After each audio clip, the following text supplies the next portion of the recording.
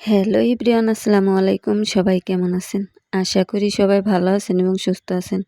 আজকে আপনাদের সাথে শেয়ার করব মিষ্টি কুমড়া দিয়ে চিংড়ি মাছ রান্না। আর এই মিষ্টি কুমড়াটা আমি কিভাবে রান্না করব সেটা আপনাদের সাথে শেয়ার করতে চলে আসলাম। এটা কিন্তু অনেক কচি আর অনেক ছোট একটা লাউ, আর এটা কিন্তু আজকেই গাছ থেকে তোলা হয়েছে। তো সম্পূর্ণ ভিডিওটা আশা করি দেখবেন। লাউটা রান্না করার জন্য আমি এখানে লাউগুলাকে কেটে নিয়েছি, আর এগুলো কিন্তু একটু বড় বড় সাইজের করছি, কারণ এগুলো অনেক কচি ছিল। এবার ভালোভাবে ধুয়ে পরিষ্কার করে নেব। আর চিংড়ি মাছ দিয়ে এই লাউটা রান্না করলে কিন্তু অসাধারণ খেতে হয়। আমি এখানে প্রায় 200 গ্রামের মতো চিংড়ি মাছ নিয়েছি। লাউ রান্নার জন্য চিংড়ি মাছগুলো ছোট হলেই ভালো হয়। আপনারা চাইলে ছোট বড় যে কোনো মাছ দিয়েই করতে পারেন।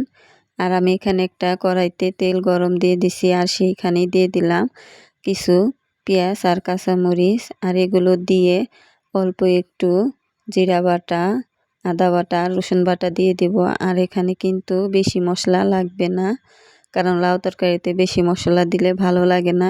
এগুলো একটু নাড়াচাড়া করে এর মধ্যে দিয়ে দেব 1 চামচ হলুদ গুঁড়া, 1 চামচ মরিচের গুঁড়া, আর 1 চামচ ধনিয়ার গুঁড়া। এগুলো দিয়ে ভালোভাবে মশলাটাকে কষিয়ে নেব। মশলাগুলো কষিয়ে দিয়ে দেব চিংড়ি মাছগুলো। আর চিংড়ি মাছগুলো কিন্তু আগে থেকেই আমি ধুয়ে পরিষ্কার করে রেখেছিলাম। এবার এই চিংড়ি মাছগুলোকে ভালোভাবে নেড়ে চেড়ে মশলা দিয়ে মিশিয়ে নিতে হবে। হালকা একটু কষানোর পর দিয়ে দেব লাউগুলো। আর এই লাউগুলো দেওয়ার পর কিন্তু ভালোভাবে কষিয়ে নেব। কিছু সময় কষানোর জন্য ঢাকনা দিয়ে ঢেকে দিলাম।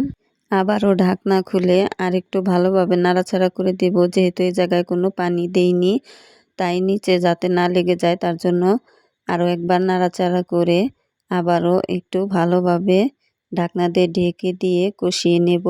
কষানোটা শেষ, এবার দিয়ে দেব পরিমাণ মতো পানি। আর কষানোর সময় কিন্তু লাউগুলো সিদ্ধ হয়ে গেছে, তাই বেশি পানি দেব না, অল্প একটু পানি দিয়ে এই লাউটা রান্না করব। যেহেতু লাউ তরকারিতে পানি উঠে, তাই এটুকু পানি যথেষ্ট।